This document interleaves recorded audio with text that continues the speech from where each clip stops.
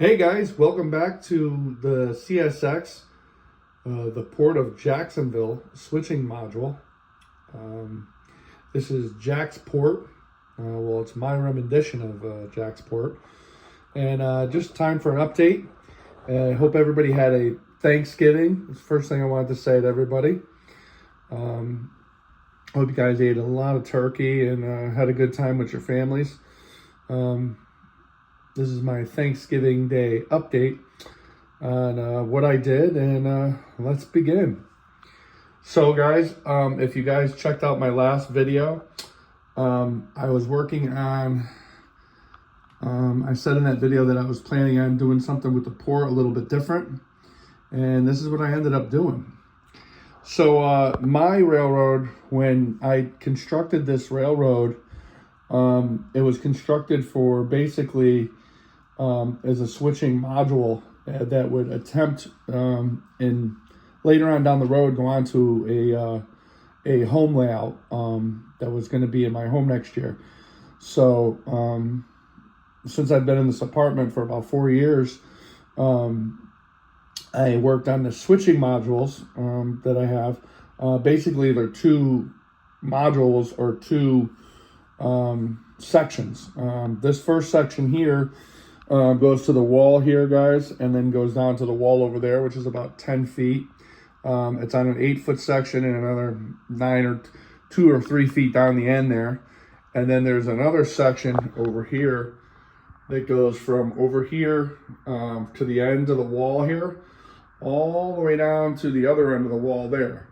And basically I use that as a yard or an area that I could switch cars, to take the cars from the staging area over there, basically to over here, where I want to switch the layout. Right now I have an SD70 ACE, which is my favorite locomotive, sitting on the track over here. And then it actually has Cato well cars that are sitting right next to it. They're attached.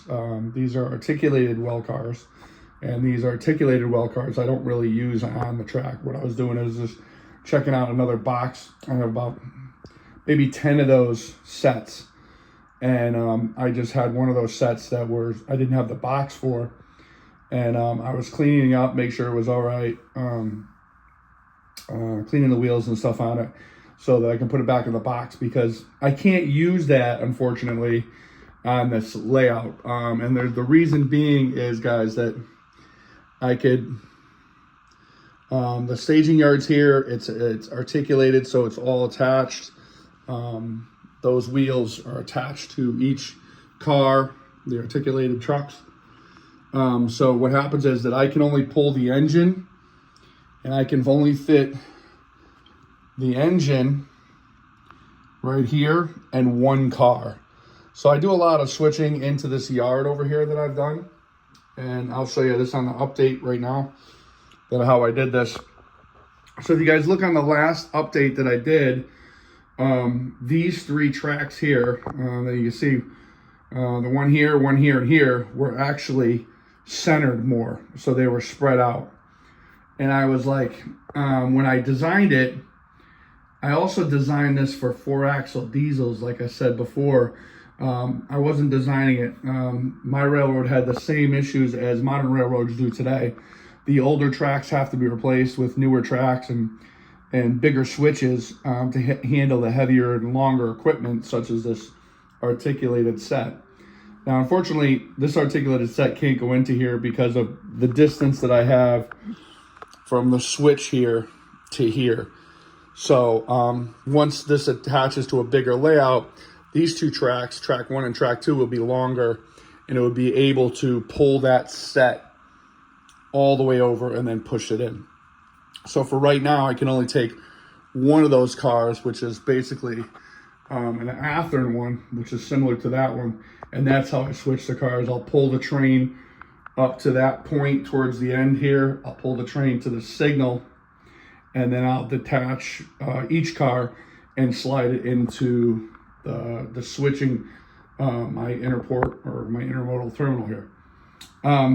So the biggest thing I did was I wanted to get 6-axle diesels in here. Some of the curves were tight in here. So I straightened out all the curves. I straightened out all this track here, guys.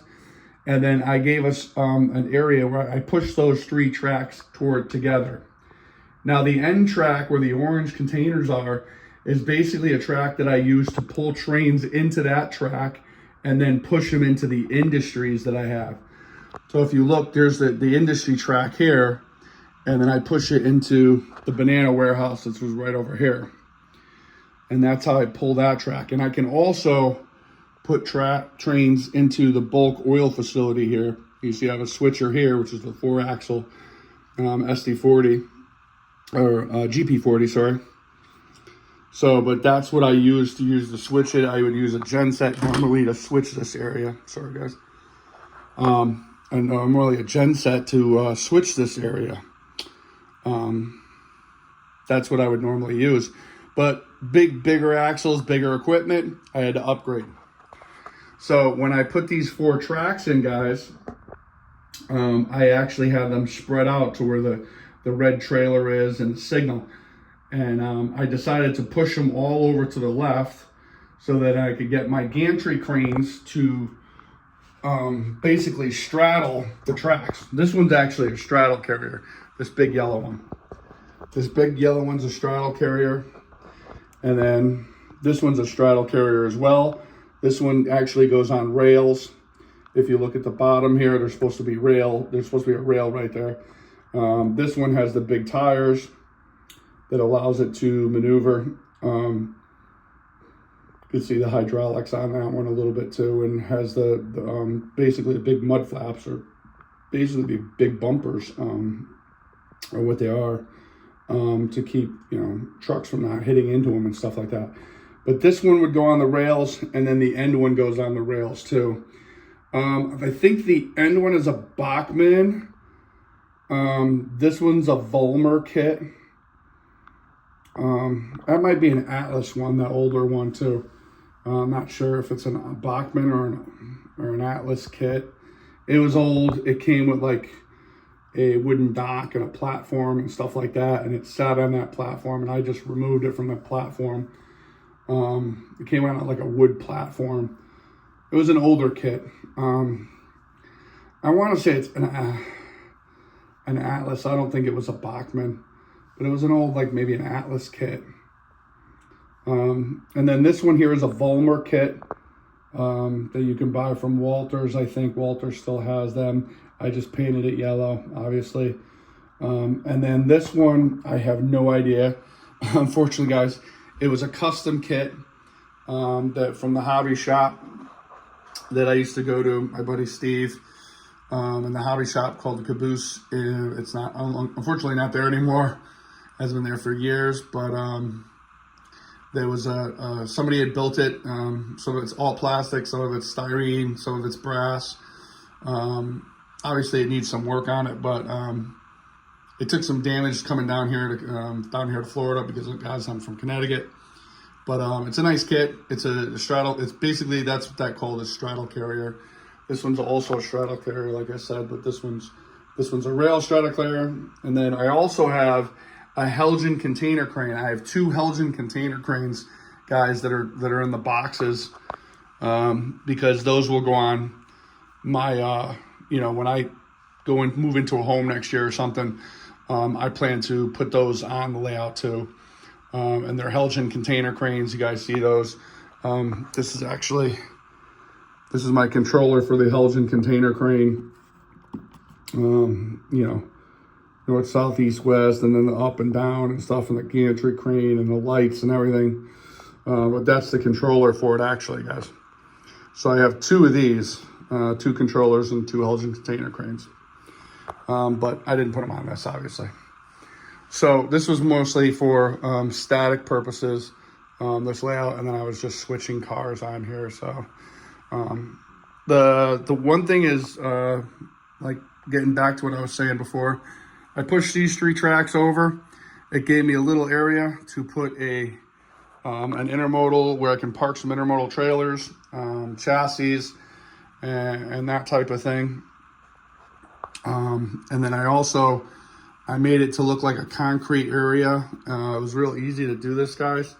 Basically took a ruler and put the length of the ruler, put it down right here, and then took a sharp blade and cut into the foam. This is 1/4 inch foam. So I did 1/4 inch foam to here to here. This section here is made out of cork road bed. This is just cork road bed because of the way I didn't use this section from here to the wall was the new section that I put in. And then I put in cork road bed, similar to do it to this way. And then I still have to make the cuts to make it look like concrete. And then I used, if you guys go to Walmart and go to get the paint for this, I used Walmart Apple Barrel, which was like a grayish, a light gray or a concrete color. I did for that, and that's how I made the concrete color on there. You could also use Woodland Scenics concrete. The nice about those, the Woodland Scenics and the Apple Barrel, if you go to Walmart, Apple Barrel at Walmart, there's only like, guys, it's like less than $1, I think, for a little bottle of it, where the Woodland Scenics is obviously a little bit more expensive. But the Apple Barrel, I use the Apple Barrel, so it worked great. And then you could dilute it if you wanted to with a little bit of water. And that'll give you, kind of a lighter color. Make it look like aged concrete. You can see that here's a section that I've done. And if you look over here, this section's not done, completed yet, but I'll probably do that today or something. But there's the big reason why I did this, guys, is because I wanted to get 6-axle equipment. And, I didn't want to have tight curves in here, and made it for a more modern era, because, guys, I'm 2017 to 2025. So I'm, as stuff comes out, that's what I get, so I try to keep it up to date. So the newest equipment that's out there is the stuff that I'm buying, because I'm always updating my layout to the modern times. That's what I like to run. I like the modern stuff, and so that's how I did it. So this is one of the sections that I did, one of the curved sections in here, guys. And this is basically, like I said, is the staging area down here. This is actually, it's a intermodal terminal to one of the tracks to the right are intermodal. And then if you look way over here in the back, there's a center beam, and there's a couple other cars that I use. So that end track there is kind of what I use for staging. Basically a staging track. The next thing, my next update is probably going to be where I'm taking, see, I have these pins on the wall, these thumbtack pins, and I basically printed out a scene from the West Side Highway down in New York. That's what that is, but it was just basically a backdrop scene that I liked. So I put it there, but it's actually the West Side Highway. If you've ever been down in New York, that's the West Side Highway, and it goes down that way. So what I'm going to do is, I'm going to actually take all those bobby pins out. I'm going to put it on a type of card stock or gator board, and then I'm going to put those sections in. Probably I'm going to end up doing that today, and that'll probably be the next update. So I hope everybody had a Thanksgiving that was good. I hope your families are all well. I appreciate everybody checking out my layout, checking out my stuff. The other thing I did, guys, is I moved the control panel. So if the control panel was, it gave me space to get in this area here, and then it gave me space to get in this area over here. I centered my control panel. That's my tap light for the control panel. So if I wanted to do anything I wanted here. So like I said, hope everybody had a good Thanksgiving. I appreciate everything. Hope that everybody's good modeling and they have a good time with doing the stuff that I do and stuff that I like to do as well. So thank you, everybody. And you guys have a great day. And I'll see you guys on the next update on this CSX port of Jacksonville. Thanks, guys. Have a great one.